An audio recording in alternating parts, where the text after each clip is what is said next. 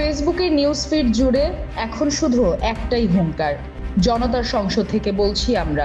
হঠাৎ কি এমন হলো যে মাঝরাতে ঘুম হারাম নেট জনতার?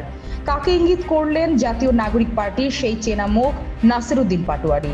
সামাজিক যোগাযোগ মাধ্যমে এত কেন তোলপাড়?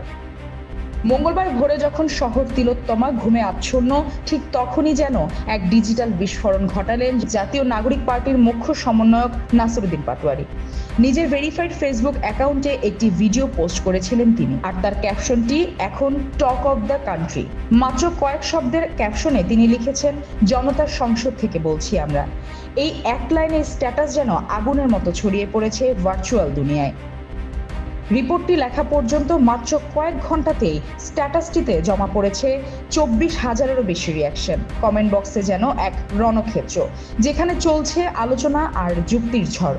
500-র বেশি মন্তব্য আর 400-র কাছাকাছি শেয়ার জানান দিচ্ছে সাধারণ মানুষের নজর এখন ঠিক কোথায়। তবে উত্তাপটা কিন্তু কেবল আজকের নয়, এর রেশ শুরু হয়েছিল গতকাল থেকে। নাসিরউদ্দিন পাটোয়ারি যেন রীতিমতো মোড অন করে আছেন।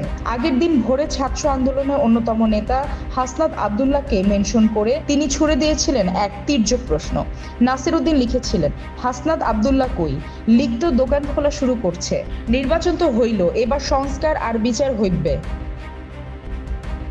রাজনৈতিক মহলে প্রশ্ন উঠেছে, লীগের দোকান খোলা আর জনতার সংসদ, এই দুই শব্দ বন্ধের আড়ালে নাসিরউদ্দিন কি নতুন কোনো আন্দোলনে ডাক দিচ্ছেন, নাকি এটি কেবলই রাজনৈতিক সংস্কারের এক হুঁশিয়ারি?